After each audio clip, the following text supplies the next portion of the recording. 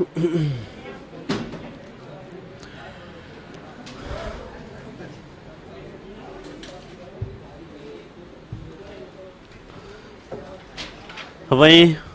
जय श्री कृष्णा। देखिए बेटा, कल हमने तुम्हें 8 उच्चारण स्थान जो बताए थे उनमें से 7 करा दिए ना। अब देखते हैं, देखो दोबारा से दोहरा देते हैं, कंठ स्थान से कौन कौन से वर्ण बोले जाएंगे। अकुह विसर्जनीयानाम, इचुयसानाम, ऋतुरसानाम, ऋतुरसानाम, उपोपद्मानीयानाम, औष्ठौ यमगड न आनाम, नासिका च जिह्वामूल्यस्य जिह्वामूलम। अब 8वां स्थान रह गया है तुम्हारे लिए उरस। इसको चालू करना है, इसको 8वां स्थान है उरस। लो भाई,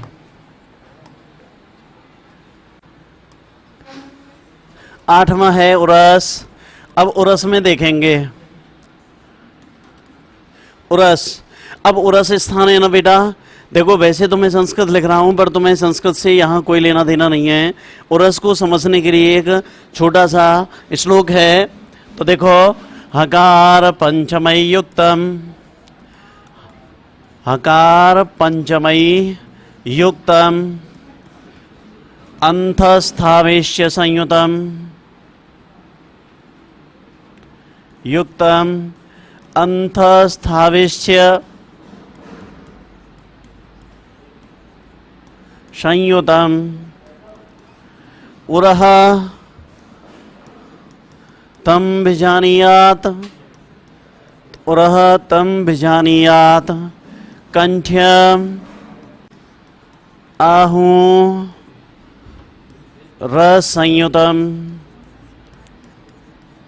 लो भाई ध्यान से समझना, इसने कहा हकार पंचमयी युक्तम, अंतस्थावेश्य संयुतम, उरः तम विजानीयात, कंठ्यम आहू असंयुतम। इसने क्या कहा, देखो भाई ध्यान से, हकार पैसे कुछ नहीं है, तुम्हें ये याद नहीं करना है। हकार पंचमयी युक्तम, हकार 5वें अक्षर से जुड़े, च माने अथवा, अंतस्थावी अंतस्थ अक्षरों में से किसी से भी जुड़े, तो तम माने उस हा का उच्चारण स्थान और समझिए, और नहीं जुड़े तो कंठ्यम आहू, कंठ नाम से असंयुतम लिख रहा है ना, कंठ्यम आहू। देखो रा का विसर्ग करेंगे तो यहां आ निकल के आ जाएगा, असंयुतम, ठीक है ना। आहू धन असंयुतम। देखो भाई, आहू धन असंयुतम। अब देखना भाई ध्यान से, दोबारा से फिर समझिए। यदि हा, अब देखो हा आपका ये रहा, यदि हा पंचमय युक्तम वर्ग के 5वें अक्षर से, 5वां अक्षर देखो गा या ड़ न म, ठीक है ना।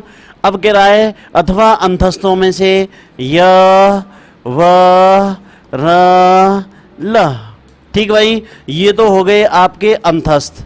क्या हो गए आपके अंतस्थ, ठीक है ना। और आगे जो आपका दिखाई दे रहा है गायणनम, ये आपका 5वां अक्षर हो गया ना, 5वां अक्षर। अब देखिए इसने क्या कहा, यदि हाँ 5वें अक्षर में से अथवा अंतस्थ अक्षरों के साथ संयुतम, संयुतम का अर्थ होता है बेटा जुड़ना। संयुतम का मतलब क्या होता है, जुड़ना। इसका मतलब होता है जुड़ना, है ना। अब देखिए दोबारा से, यदि हा 5वें अक्षर से या अंतस्थ में से किसी से भी जुड़े तो फिर उस हा का उच्चारण स्थान उर समझिए, ठीक भाई। और यदि असंयुतम नहीं जुड़े तो फिर कंठ्यमाहू, कंठ समझिए। अब मान की गुरुजी हमारी समझ में नहीं आया अभी, तो देखो बेटा ध्यान से, इसने कहा हा यदि आपका 5वें अक्षर में से, लो भाई देखो ये 5वां अक्षर है, ठीक है ना। और ये आपके अंतस्थ दिखाई दे रहे हैं तुम्हें, ये यदि आपका इनसे या इनमें से किसी के साथ हा का योग हो रहा हो तो हा फिर उर स्थान वाला होता है, हृदय स्थान वाला होता है। जैसे देखो उदाहरण के लिए देखें, अब यहां बात करें, जैसे ब्रह्मा, ब्रह्मा। देखिए हा के साथ क्या जुड़ रहा है, माँ। हम, बोल के देखो, हम आह्वान। लो भाई देखो, आह्वान, आह्वान, है ना। अब देखो इसमें हा के साथ क्या जुड़ रहा है, वह जुड़ रहा है, वह। देखो अंतस्थ में से आ गया, आ गया ना, है ना। हा के साथ वह जुड़ रहा है। अब मैं कहूंगा ब्राह्मण, चिन्ह। देखो भाई चिन्ह, चिन्ह, है ना। अब देखो हा के साथ क्या जुड़ रहा है, ना जुड़ रहा है ना, ना जुड़ रहा है आपका चिन्हम। देखो हा के साथ ना जुड़ रहा है। प्रहलाद, आह्लाद। लो भाई प्रहलाद, ये हलंत करेंगे अपन, प्रहलाद। लो भाई हा के साथ क्या जुड़ रहा है, ल, हल। हाँ हलंत ही रहेगा और हाँ के तुरंत बाद इनमें से अक्षर जुड़े, जैसे आह्वान। अब देखो मैं उच्चारण करके बताऊं तुम्हें। अब देखो हम, बोल के देखो सभी एक साथ, हम यहां से निकल रहा है ना, हव। देखो ये था आह्वान का हव, हन, हल, हल, हमलेयति, हवलेयति, ब्राह्मण, है ना। जिह्वा, देखो जिह्वा भी बनता है ना। देखो जिह्वा को देखो, जिह्वा। लो भाई जिह्वा बनता है ना। हा के साथ क्या लग रहा है, वह। आचार्य कहने लगे कि भाई यदि हा के साथ इन 9 अक्षरों में से कोई सा जुड़ रहा हो तो हा का उच्चारण स्थान फिर उर होगा।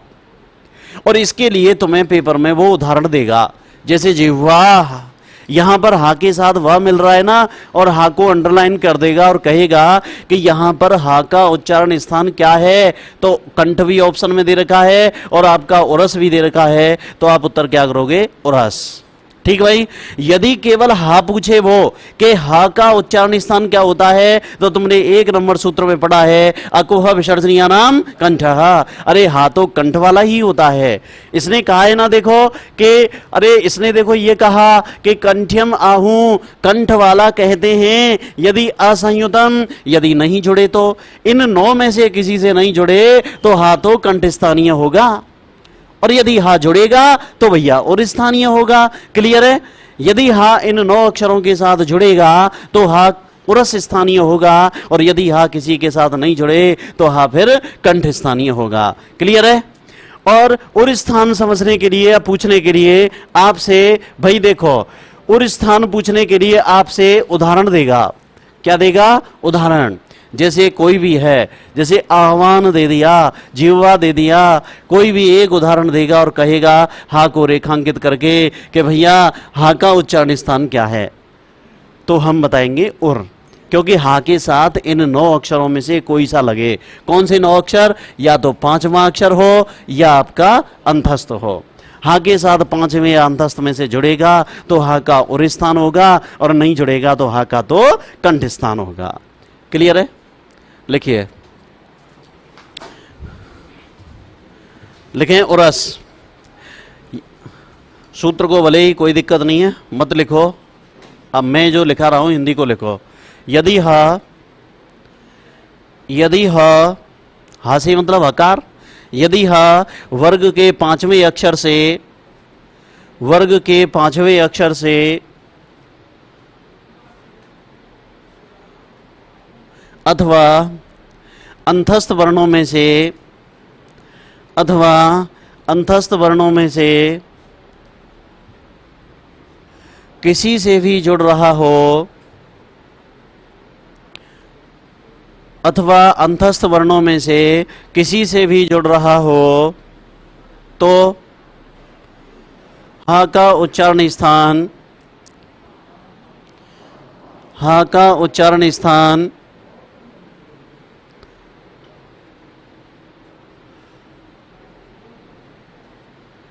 उरह, उरह, सा का विसर्ग कर देंगे, उरह समझना चाहिए।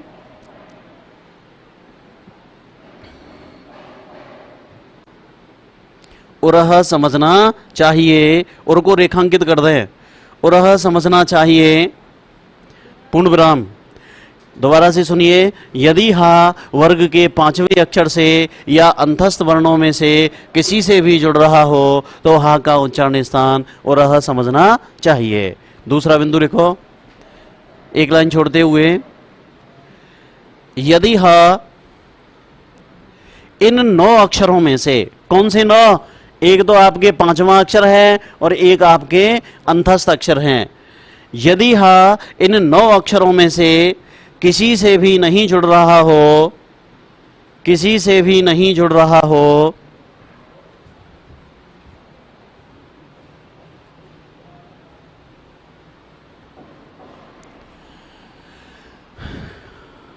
हरा नहीं बेटा, पीला है।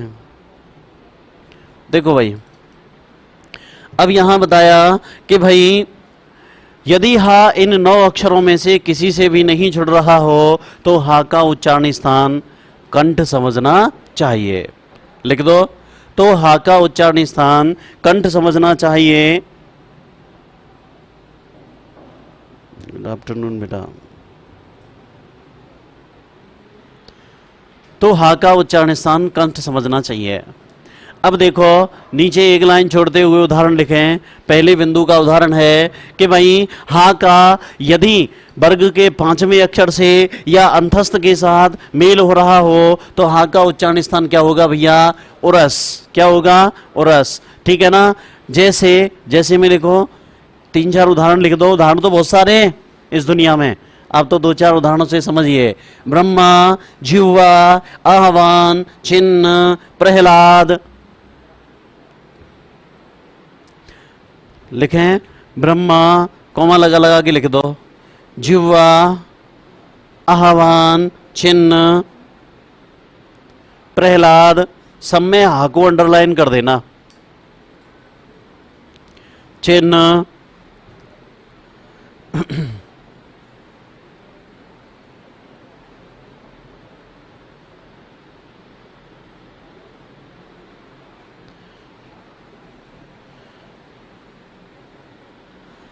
लिखें डैश करते हुए, आदि उदाहरणों में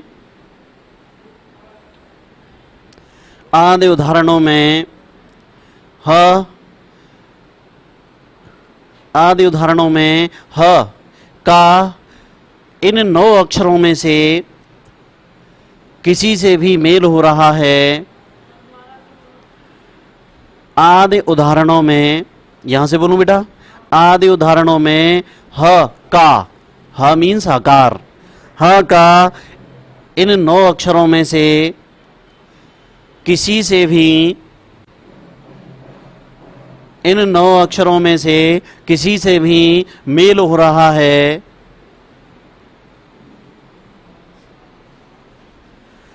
किसी से भी मेल हो रहा है, इसलिए यहां ह का उच्चारण स्थान, इसलिए यहां ह का उच्चारण स्थान उरस होगा। ठीक है ना? आ गया ना बेटा सबके समझ में? हा इन 9 अक्षरों में से किसी के साथ आए। कोई भी उदाहरण हो, कोई भी, इन्हीं से कोई लेना देना नहीं है। जैसे एक उदाहरण उठा लो आप, जिह्वा, हा के साथ क्या मिल रहा है? वह। हव, बोल के देखना, हव, है ना? यहां महसूस करेंगे हव, एकदम हवा के साथ निकलते हैं ये वर्ण, इसलिए इन्हें उरस स्थानीय कहते हैं। ठीक भाई? और यदि ये 9 अक्षरों के साथ मेल नहीं हो तो अगर ये कह दे कि केवल हा का उच्चारण स्थान क्या है तो उत्तर होगा कंठ। ठीक है ना? आ गया समझ में? देखो भाई, इस तरह से हमारे 8 उच्चारण स्थान हो गए। अब मान के गुरुजी ये कंठ तालु, कंठोष्ठ, दंतोष्ठ ये क्या है? ये भी तो हमने पढ़े हैं। तो नीचे लिखो, एक लाइन नीचे लिखें विशेष बिंदु डाल करके,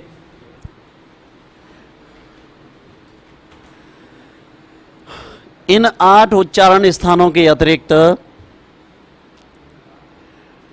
इन 8 उच्चारण स्थानों के अतिरिक्त कुछ वर्ण ऐसे हैं, कुछ वर्ण ऐसे हैं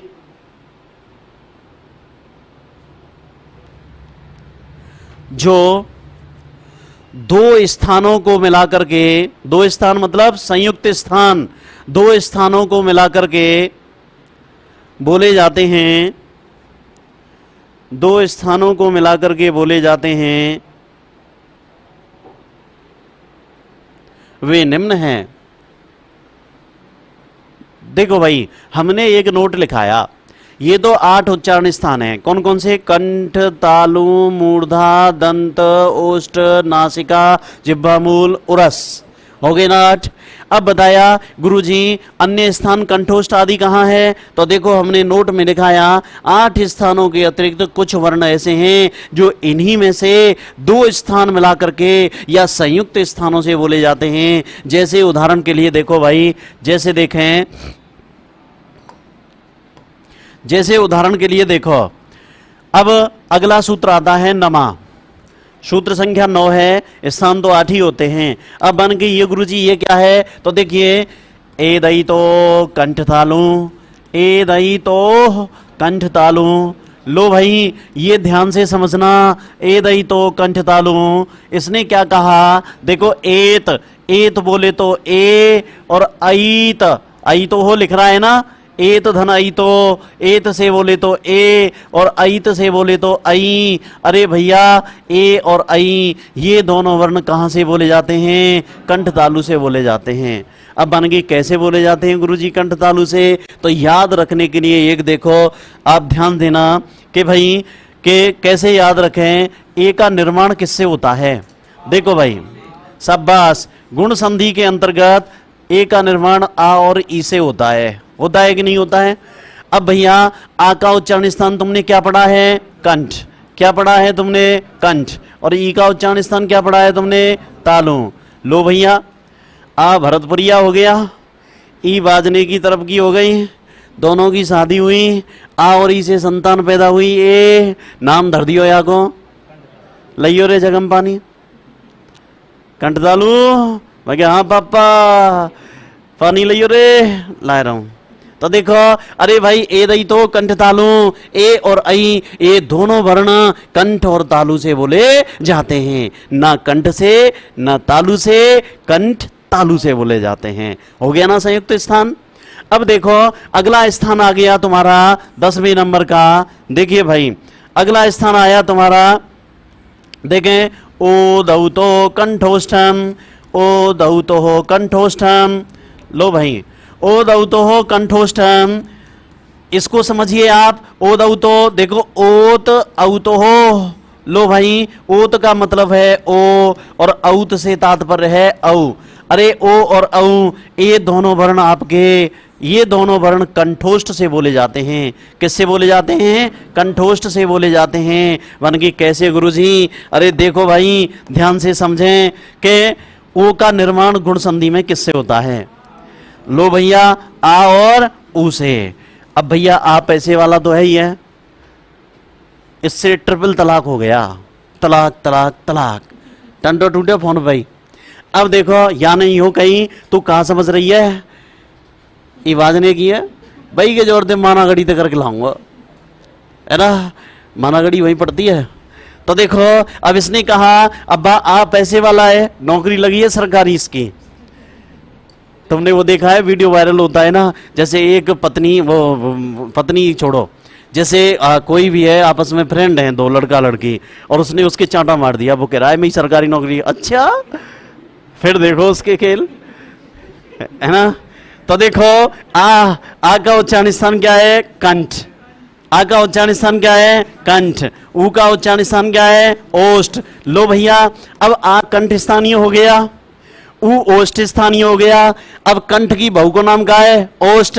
संतान पैदा हो गई, ओ और औ। भाई, आ और ओ से औ बनता है कि नहीं बनता है? अब भैया, ओ और औ पैदा है गए, और डोगरा ने नाम धर दियो इनको कंठोष्ठ। लियो रे, लस्सी ले आओ, गर्मी पड़ रही है। तो देखो, कंठोष्ठ, आ और ऊ इससे मिलकर के बना तो कंठोष्ठ। अब आप याद रख सकते हो, पेपर में अचानक पूछ ले कि ए का उच्चारण स्थान क्या है, तो तुम जो कहेंगे गुरुजी पता नहीं, हम तो भूल गए यार। अरे ए को देखो बना किससे है? आ और ई से। ए कंठ तालु क्यों होगा? क्योंकि आ कंठ है, ई तालु है, तो ए कंठ तालु होगा। अब पूछ ले पेपर में ओ, अब मां चक्कर पड़ जाए ना कि गुरुजी कंठ तालु है कि कंठोष्ठ है, हमें चलना बैठी, अरे इसका निर्माण देखो, दूसरी शादी हुई है इसकी, अरे ओ का निर्माण कैसे हुआ, आ और ऊ से, अरे निर्माण तो देखोगे ना, निर्माण किससे हुआ, अरे आ कंठ है, ऊ ओष्ठ है, तो ओ का निर्माण कैसे हुआ भैया, कंठोष्ठ से हुआ, ये कंठोष्ठ से बोले जाएंगे। ए किससे बोला जाएगा, कंठ तालु, वो किससे बोला जाएगा, कंठोष्ठ से। क्लियर है भाई, कोई दिक्कत? लिखिए, लिखें नवा स्थान, नवा सूत्र लिखें, एदई तो कंठ तालु, एदई तो कंठ तालु।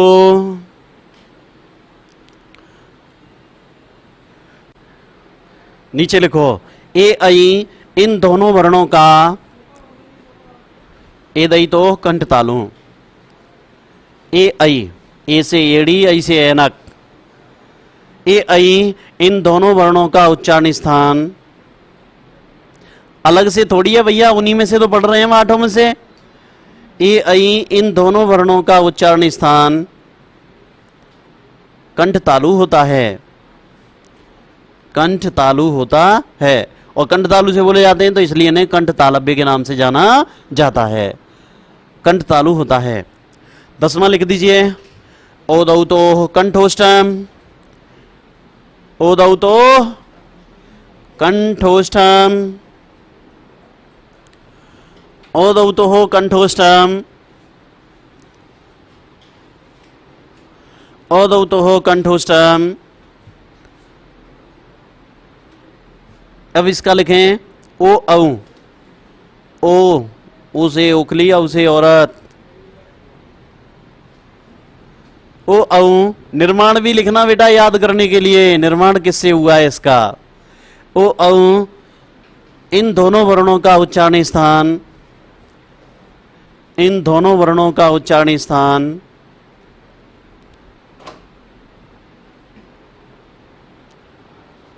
कंठोष्ठ होता है, यानी कंठ और ओष्ठ से ध्वनि निकलती है। ओ देखो यहां भी लोड पड़ता है और होठ भी गोल होते हैं। ओ बन गई मैं 8 पुआ जह के आया हूं, बन गए ओ 8, ओ ऐसे बोला हुआ, ठीक है भाई।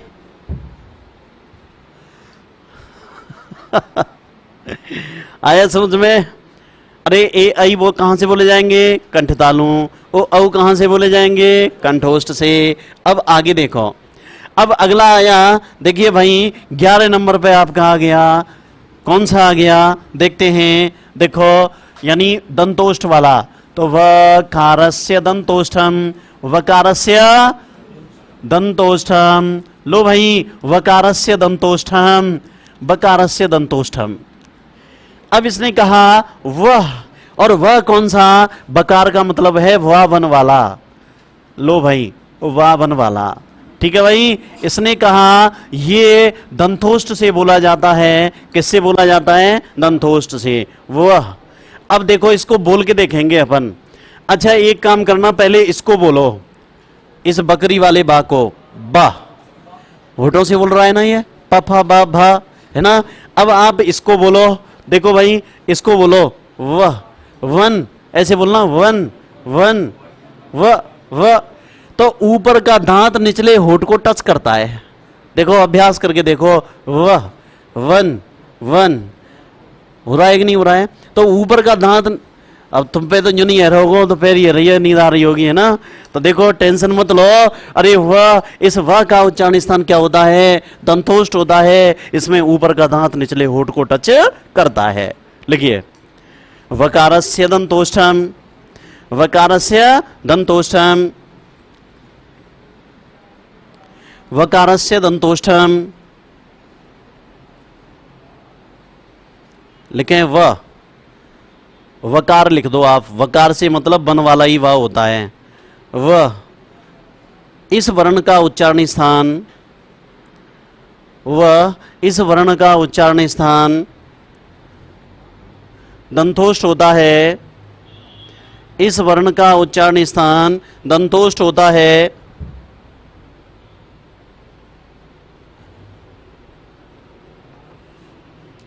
इस वर्ण का उच्चारण स्थान दंतोष्ठ होता है, अर्थात ऊपर का दांत, ऊपर का दांत निचले होठ को स्पर्श करता है, ऊपर का दांत निचले होठ को स्पर्श करता है।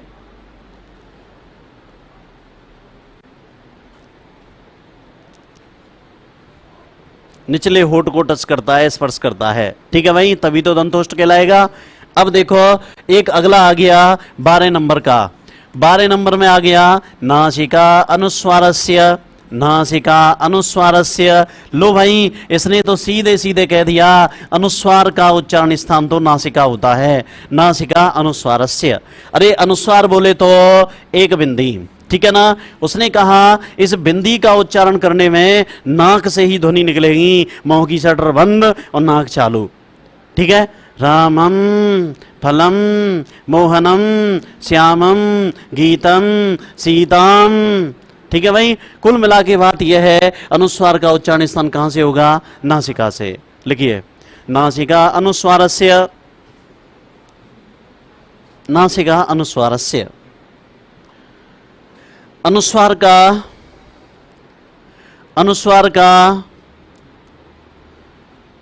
उच्चारण स्थान, अनुस्वार का उच्चारण स्थान, अनुस्वार बोले तो एक बिंदी, कोष्टक में एक बिंदी डाल देना बेटा। अनुस्वार का उच्चारण स्थान नासिका होता है, क्या होता है, नासिका। अनुस्वार का उच्चारण स्थान नासिका होता है। अब देखो कुछ खास बातें और पढ़ लेते हैं इसमें हम, जो तुम्हें परेशानी नहीं आएगी। नीचे लिखो, एक लाइन छोड़ते हुए विशेष बिंदु डालें। देखो भाई ध्यान से समझें, अब क्या बताया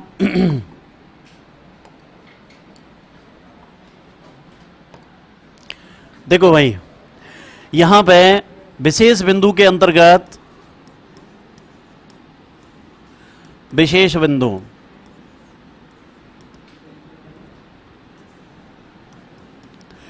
आचार्य पाणिनि ने, दिख रहा है ना सही, ये सही नहीं दिख रहा,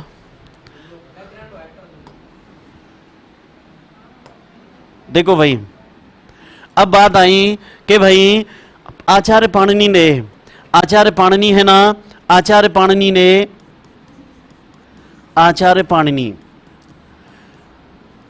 आगे चल के मैं पढ़ाने वाला हूं कि उन्होंने वर्ण कितने माने, 63 या 64। अब आचार्य पाणिनि ने यम वर्णों की संख्या, यम क्या आप तो ये समझ लो अयोगवाह, अरे अयोगवाहों की संख्या कितनी मानी है, 5। कितनी मानी है भैया, 5, 5 मानी है। अब वो 5 कौन कौन से हैं आपके, देखिए भाई 5 हैं। एक तो है आपका अनुस्वार, दूसरा है यम, तीसरा है पहला, दूसरा, तीसरा है जिह्वा मूलियां, पांचवा है वो चौथा है उपदमानियां, उपदमानियां, और पांचवा है आपका विसर्ग। लो भाई ये देखो, एक दो अनुस्वार है, अगला विसर्ग है, फिर यम है, फिर जिह्वा मूल्य है और उपदमानीय है। तो देखो भाई इसने तो ये कहा अनुस्वार यमानाम च नासिका स्थानम उच्यते, अनुस्वार यमानाम च, अनुस्वार यमानाम च, यमानाम च, यमानाम च नासिका स्थानम उच्यते, नासिका स्थानम उच्यते। लो भाई इसने कहा कि भाई अनुस्वार और यम वर्ण तो नासिका से ही बोले जाएंगे। अब मान के गुरुजी ये अनुस्वार तो हम समझ गए एक बिंदी, यम क्या बीमारी है, तो देखो भाई अब यम वर्ण के बारे में बात करें तो यम आपके होते हैं 4। कौन से होते हैं, 4। एक तो होता है कुम, एक होता है खुम, एक होता है, देखो भाई कुम खुम, यम होते हैं आपके 4। कौन कौन से, कुम, खुम, गुम और घुम, घुम। लो भाई कुम खुम गुम घुम, ये 4 यम वर्ण होते हैं। अब आप ये कहोगे कि गुरुजी इनका प्रयोग कैसे होता है, ध्यान से समझना भाई, ये समझने योग्य बातें हैं कि भाई यम वर्ण कितने होते हैं आपके, 4। देखो बोल के देखेंगे हम कि कैसे बोलेंगे। पहली बात तो इन्हें कुम खुम गुम घुम उदित करके बोल दिया, लेकिन आचार्य कहने लगे कि द्वित्व किए गए। ध्यान से समझना, थोड़ा सा परेशानी आएगी शुरुआत में, फिर कोई दिक्कत नहीं आएगी। इसने कहा द्वित्व किए गए, द्वित्व किए गए, क ख ग घ यम कहलाते हैं। क्या कहलाते हैं, यम, यम कहलाते हैं, यम कहलाते हैं। यदि आगे 5वां अक्षर बैठा हुआ हो तो, 5वां अक्षर बैठा हुआ हो तो, 5वां अक्षर बैठा हो, 5वां अक्षर बैठा हुआ हो तो। अब बन गई कैसे गुरुजी, देखो भाई ध्यान से समझना, द्वित्व किए गए, इस बात को समझिए आप कि भाई द्वित्व किए गए। देखो ये मैंने जो लिखा है, द्वित्व किए गए क ख ग घ यम कहलाते हैं यदि उसके आगे 5वां अक्षर बैठा हुआ हो तो। लो भाई अब बन गई कैसे गुरुजी, हम समझ नहीं पाए। उदाहरण के लिए देखो, जैसे मैं ये कहूं अग्नि शब्द है, अग्नि, अग्नि ऐसे ही तो लिखते हैं ना। देखो गा के आगे ना नल दे रखा है ना, नानल, तो आचार्य कहने लगे इसे विकल्प से द्वित्व हो जाता है, और द्वित्व हो जाएगा तो कैसे लिखेंगे हम, अ ग ग नी, अग्नि, अग्नि। अब देखो लास्ट वाला जो गा दे रखा है, गा और ना, इसे बोल के देखना, गना, गना। ऐसे ही खना, गना, घना। अरे कुल मिला के देखो अग्नि है, चक्खनतु, चक्खनतु, है ना, दोनों आधे आधे हैं, चक्खनतु, अग्नि, पलिक्कनी, देखो पलिक्कनी, और देखो घनंतु, घनंतु। देखो मैंने इन तीनों चारों के उदाहरण लिख दिए हैं, बताया। अब तुमसे कोई पूछ ले यम किसे कहते हैं, हालांकि ये 2nd ग्रेड का विषय है बेटा, 2nd ग्रेड और लेक्चरर का विषय है, L2 संस्कृत वाले विद्यार्थियों का विषय है। लेकिन जब बात आ गई है कि गुरुजी यम कौन से होते हैं, तो बताने में हमें भी परहेज नहीं करना चाहिए, बच्चे सीखेंगे ही तो सही। यम क्या है, देखो यम बेटा 4 होते हैं, एक तो कुम खुम गुम घुम। अब बन गई इनको यम कब कहते हैं गुरुजी, तो देखो हमने लिखा परिभाषा में द्वित्व किए गए का खा, द्वित्व का मतलब है दोहराए गए, द्वित्व का मतलब क्या होता है, दोहराए गए, दोहराए गए क ख ग घ यम कहलाते हैं यदि उसके आगे 5वां अक्षर बैठा हुआ हो तो। अब देखो अब यहां दोहराई तो रहे हैं, देखो यहां पर जो तुम्हें दिखाई दे रहा है गना, डबल गग्गा आ रहा है, डबल खक्का, डबल कक्का, डबल घग्गा आ रहा है, लेकिन बाद में देखो 5वां अक्षर जरूर है सबके, देखो गना, खना, घना, कना।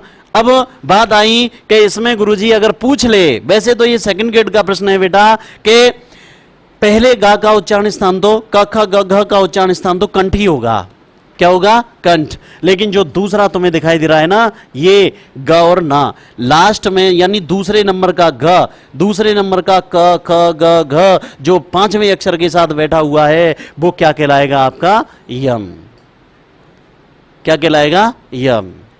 देखो भाई चूल्हे हम जानते हो सब है, तुम तो ये देखो का अनुस्वार और यम का उच्चारण स्थान क्या होता है, नासिका।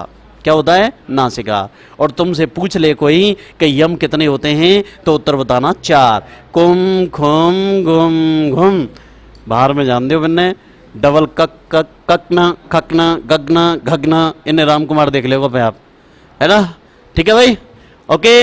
अब देखो भाई इधर सुने, यहां पे जिह्वा मूल्य वर्ण, अरे जिह्वा मूल्य का उच्चारण स्थान तो जिह्वा मूल होता है, हमने पढ़ा है कि नहीं पढ़ा है, जिह्वा मूल होता है, और उपदमानीय का उच्चारण स्थान तो भैया ओष्ठ होता है। लेकिन आचार्य कहने लगे अरे विसर्ग तो अनिश्चित स्थान वाला होता है, इसका तो कोई निश्चित स्थान होता ही नहीं है। अरे विसर्ग तो अनिश्चित स्थान वाला होता है, अनिश्चित स्थान वाला। बन गई कैसे गुरुजी, अयोग वाहा विज्ञेया, पाणिनीय शिक्षा श्लोक संख्या 22, अयोग वाहा विज्ञेया श्रेय स्थान भागिनः। उसने कहा कि भाई अयोगवाहों को तो अपने आश्रय स्थान का भागी समझना चाहिए। देखो उदाहरण के लिए देखो कि विसर्ग को तो हमने अभी बताया कि ये अनिश्चित स्थान वाला है। कैसा है ये? अनिश्चित स्थान वाला है। इसका कोई निश्चित स्थान नहीं होता, इसका कोई निश्चित स्थान नहीं होता, कोई निश्चित स्थान नहीं होता, अनिश्चित स्थान होता है। मन की कैसे गुरुजी? देखो उदाहरण के लिए देखो, मैं कुछ उदाहरण लिख रहा हूं तुम्हारे सामने।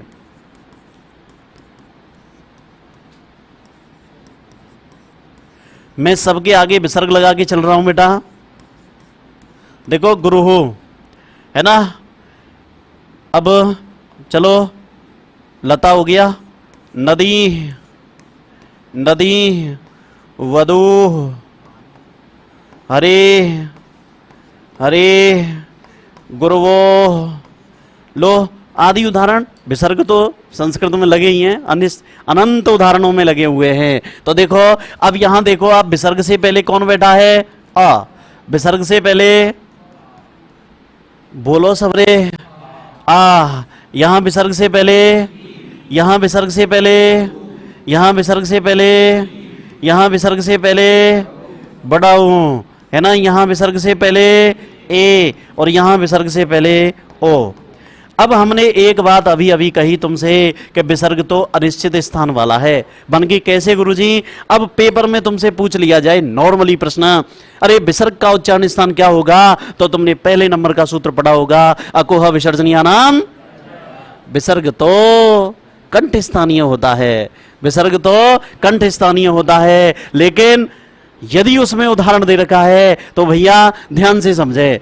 अब मैं एक बात कहना चाह रहा हूं तुमसे, यदि विसर्ग आ या बड़े आ के बाद में बैठा हुआ है तो ही विसर्ग का स्थान कंठ होगा। समझना, यदि विसर्ग आ या बड़े आ के बाद बैठा हुआ है तो ही विसर्ग का स्थान कंठ होगा। अन्यथा जिस किसी भी स्वर के बाद बैठा हुआ है तो विसर्ग का वही स्थान होगा जो उससे पहले वाले स्वर का है। मन की कैसे गुरुजी? देखो यहां पर विसर्ग का स्थान क्या होगा? आ की वजह से कंठ, आ की वजह से क्या होगा? कंठ। यहां विसर्ग का स्थान कंठ।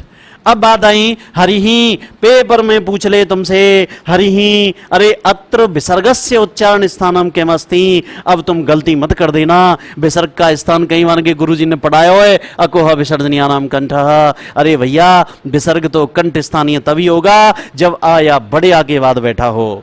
ठीक भाई। अब यहां विसर्ग का स्थान क्या होगा? तालु। क्यों? क्योंकि इससे पहले वाले वर्ण का स्थान भी क्या है? तालु। अब यहां पर विसर्ग का उच्चारण स्थान क्या होगा? ओष्ठ। यहां पर विसर्ग का उच्चारण स्थान क्या होगा? क्या होगा?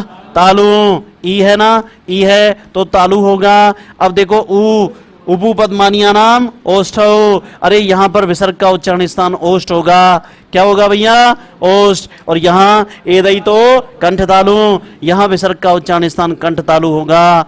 ठीक भाई। और यहां विसर्ग का उच्चारण स्थान कंठोष्ठ होगा। लो भाई, अब तुमसे कहा जाए कि जैसे गुरुवोह विसर्गस्य उच्चारण स्थानम किमस्ति, तो तुम्हें पता है कि 10 तारीख को रामकुमार सर ने बताया था कि विसर्ग जाके संग बैठेगा ना, विसर्ग का वही स्थान होगा। अरे ओ के बाद बैठा है तो विसर्ग कंठोष्ठ वाला होगा। पेपर में दे लिया कंठ, कंठोष्ठ, तो आपको उत्तर कंठोष्ठ करना है। हरिही, अरे विसर्ग का स्थान क्या होगा? कंठ या तालु। तो आप ऐसे मत करना कि कहीं कंठ करके आ जाएं, उत्तर क्या करना है? तालु। तो ध्यान रखें विसर्ग कैसा है? अनिश्चित स्थान वाला है। तभी तो हमने तुमसे बताया कि भाई अयोगवाह कितने होते हैं आपके? 5। अनुस्वार, विसर्ग, यम, जिह्वा मूल्य और उपधमानीय। अनुस्वार और यम नासिका स्थान से बोले जाते हैं, जिह्वा मूल्य जिह्वा मूल से बोले जाते हैं, उपधमानीय ओष्ठ से बोले जाते हैं। और विसर्ग तो अनिश्चित स्थान वाला है, ये तो जिसके आश्रित होगा विसर्ग का वही स्थान होगा। अर्थात केवल ये पूछे कि विसर्ग का स्थान क्या है तो उत्तर आएगा कंठ। और अगर वो उदाहरण देकर के कह दे तो ध्यान देना तुम कि भाई विसर्ग तो आ या बड़े आगे बाद बैठा है तभी विसर्ग कंठ स्थानीय होगा। अन्यथा जिस किसी स्वर के बाद बैठा है विसर्ग का वही स्थान होगा जो उससे पहले वाले स्वर का है। क्लियर है? चलो लिखो, विशेष बिंदु में लिखें आचार्य पाणिनि ने अयोगवाहों की संख्या, आचार्य पाणिनि ने अयोगवाहों की संख्या कितनी मानी है? कितनी मानी है? 5। अयोगवाहों की संख्या 5 मानी है, जो बाद में भट्टोजी दीक्षित ने 4 कर दी थी। 5 मानी है। कौन कौन से हैं लिख दो। अनुस्वार, यम, जिह्वा मूल्य, उपदमानीय और विसर्ग। जिह्वा मूल्य, उपदमानीय और विसर्ग। जिह्वा मूल्य, उपदमानीय और विसर्ग।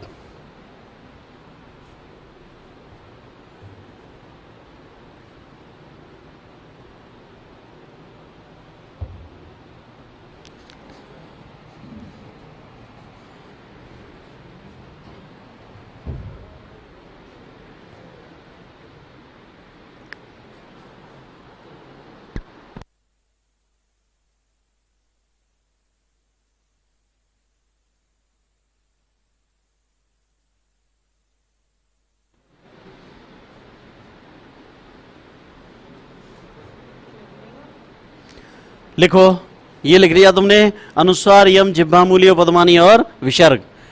नीचे लिखो अनुस्वार एवं यम वर्णों का उच्चारण स्थान, अनुस्वार एवं यम वर्णों का उच्चारण स्थान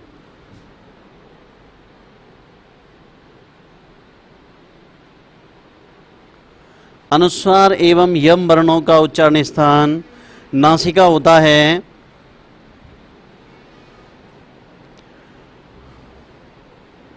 इनकी संख्या 4 होती है। रुको, अनुस्वार एवं यम वर्ण का उच्चारण स्थान क्या होता है? नासिका। नीचे लिखो, अनुस्वार तो समझते ही हो आप, नीचे लिखें यम वर्णों की संख्या 4 होती है। यम वर्णों की संख्या कितनी होती है? 4। कुम, खुम, घुम, घुम, कुम, खुम, घुम, घुम। ठीक भाई, इतना ही पूछेगा तुमसे पेपर में। अब केवल दिमाग में धारण कर लो, दुत्त किए गए क, ख, ग, घ यम कहलाते हैं, आगे 5वां अक्षर होना चाहिए। ये उदाहरण है, समझाए? चलो कोई दिक्कत नहीं है इनकी। आगे लिखो जिह्वा मूल, जिह्वा मूल्य वर्ण का उच्चारण स्थान, ये वाला लिखोगे? लिख दो भले, लिख दो। ये वाला लिखना, द्वित्व किए गए क, ख, ग, घ यम कहलाते हैं यदि बाद में 5वां अक्षर बैठा हुआ हो तो। जैसे अग्नि, चक्खन, तो यहां दूसरे नंबर का घ और दूसरे यानी दूसरे नंबर के क, ख, ग, घ यम हो गए। देखो सबके बाद में 5वां बैठा है ना। देखो ये जो मैंने रेखांकित किए हैं ये यम वर्ण हैं। लिख दो, फिर नीचे लिख करके वो उदाहरण लिख देना। अग्नि, चक्खन, तो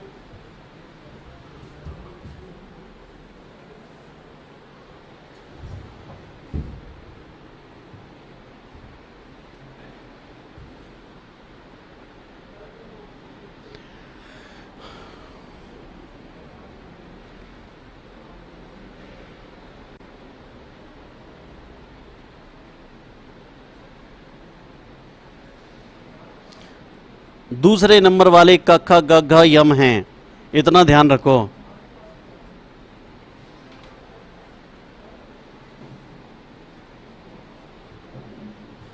ठीक है ना।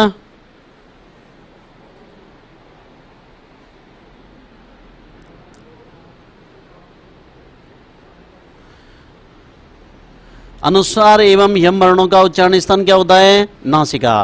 अब आप देखो जिह्वा मूल्य वर्ण, जिह्वा मूल्य वर्ण, देखो भाई जिह्वा मूल्य वर्ण का उच्चारण स्थान क्या होता है? जिह्वा मूल। हम पढ़ चुके हैं ना 7वें नंबर पे। उपदमानीय वर्ण का उच्चारण स्थान क्या होता है? ओष्ठ। हम पढ़ चुके हैं 5वें नंबर पे। उपपदमानीय नाम ओष्ठौ।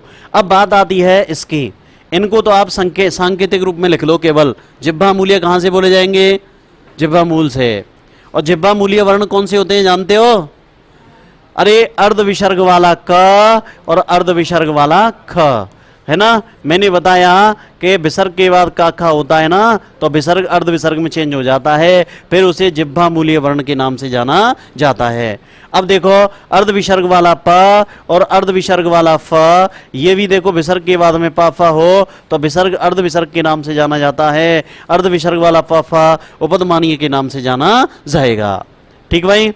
अब देखो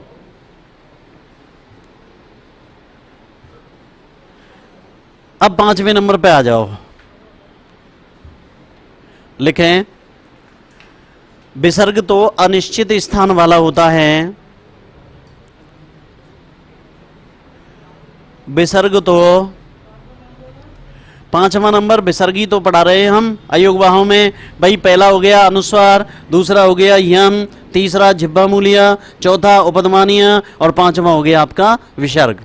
ठीक है भाई। तीसरे देखो दोबारा से फिर समझ लो, यहां दे रखा है अनुस्वार और यम, ये तो नासिका स्थान से हो गए, जिह्वा मूलीय जिह्वा मूल से हो गया, उपधमानीय ओष्ठ से हो गया। अब आप किस नंबर पे आ गए? 5वें नंबर पे। तो लिखो 5 नंबर पे, लेकिन विसर्ग अनिश्चित स्थान वाला होता है, अर्थात यदि विसर्ग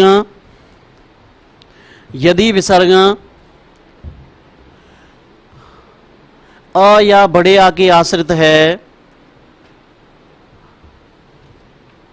यदि विसर्ग आ या बड़े आ के आश्रित है, नेक्स्ट साफ साफ लिखे करो, तुम तो ऐसे लिख रहे हैं जैसे चौमासिन में ना जुताई करेगा, कहूं समा पर्यो कहूं कछु पर्यो कहूं कछु पर्यो है। तो देखो अब यहां पे यदि विसर्ग आ या बड़े आ के आश्रित बैठा हुआ है तो ही विसर्ग का उच्चारण स्थान, तो ही विसर्ग का उच्चारण स्थान, तो ही विसर्ग का उच्चारण स्थान कंठ होगा, अन्यथा वह जिस किसी स्वर के बाद बैठा हुआ है, इसको रेखांकित करते चले, वह जिस किसी स्वर के बाद बैठा हुआ है, अन्यथा वह लिख के दिखाऊं, अन्यथा वह जिस किसी स्वर के बाद बैठा हुआ है तो विसर्ग का स्थान, तो विसर्ग का स्थान, विसर्ग का उच्चारण स्थान वही होगा, विसर्ग का उच्चारण स्थान वही होगा जो उससे पहले वाले, विसर्ग का उच्चारण स्थान वही होगा जो उससे पहले वाले स्वर का है, जो उससे पहले वाले स्वर का है। देखो भाई ध्यान से समझ लो, मैंने तुम्हें यह बताया कि भाई विसर्ग का उच्चारण स्थान क्या है, तो आपको उत्तर करना है कंठ। ठीक है भाई। केवल ये पूछे विसर्गस्य उच्चारण स्थानम किम अस्ति। लो भाई मैं प्रश्न बता देता हूं, यदि आपसे ये पूछ ले, देखो अगर तुमसे ये कह दे कि विसर्गस्य उच्चारण स्थानम किम अस्ति, विसर्गस्य उच्चारण स्थानम, उच्चारण स्थानम किम अस्ति, है ना, किम अस्ति। अगर तुमसे डायरेक्ट पूछ ले तुमसे यानी पेपर में कि विसर्ग का स्थान क्या है, तो आप उत्तर क्या करोगे? कंठ। क्या उत्तर करोगे? कंठ। ठीक है ना, क्लियर है। और यदि तुमसे ये कह दे कि भाई अगले प्रश्न में हरि ही, ऐसे करके कह दे हरि ही, देखो इसको अंडरलाइन करके दे दे और कह दे अत्र विसर्गस्य उच्चारण स्थानम किम अस्ति, विसर्गस्य उच्चारण स्थानम, उच्चारण स्थानम किम अस्ति, है ना, किम अस्ति। अब यहां पूछ ले वो है कि हरि ही, यहां पर विसर्ग का उच्चारण स्थान क्या है, देखिए ना क्या यहां विसर्ग का उच्चारण स्थान क्या है। देखो भाई अब इधर देखें कि भाई इस जगह पर देखो, यहां मैंने बताया कि विसर्ग तो अनिश्चित स्थान वाला है, वह आ या बड़े आ के आश्रित बैठा है तो ही विसर्ग का स्थान क्या होगा? कंठ। अन्यथा जिस स्वर के बाद यहां विसर्ग किससे पहले बैठा है? ई से। यानी विसर्ग किसके बाद बैठा है? ई के बाद बैठा है, तो यहां विसर्ग का भी स्थान क्या होगा भैया? तालु। ई का स्थान तालु है तो विसर्ग का भी उच्चारण स्थान क्या होगा? तालु होगा। क्लियर है भाई? यहां उत्तर क्या होगा आपका? तालु। ओके, लिखिए, इसको उतार दीजिए। विसर्ग आया बड़े आ के आश्रित है तो विसर्ग का स्थान क्या होगा? कंठ। अन्यथा जिस किसी स्वर के बाद आश्रित है तो विसर्ग का भी वही स्थान होगा जो उस स्वर का है। देखो यहां पर विसर्ग का स्थान क्या होगा? वधु में ओष्ठ, गुरुवो में क्या होगा? कंठोष्ठ। कोई दिक्कत है? लो भाई, इसको उतार लेना और उसको समझ लेना। विसर्ग का स्थान अगर डायरेक्ट पूछे तो करना है कंठ, और उदाहरण देके पूछे तो ध्यान रखना विसर्ग किसके बाद बैठा है, विसर्ग का वही स्थान होगा। क्लियर है भाई? जय श्री कृष्णा।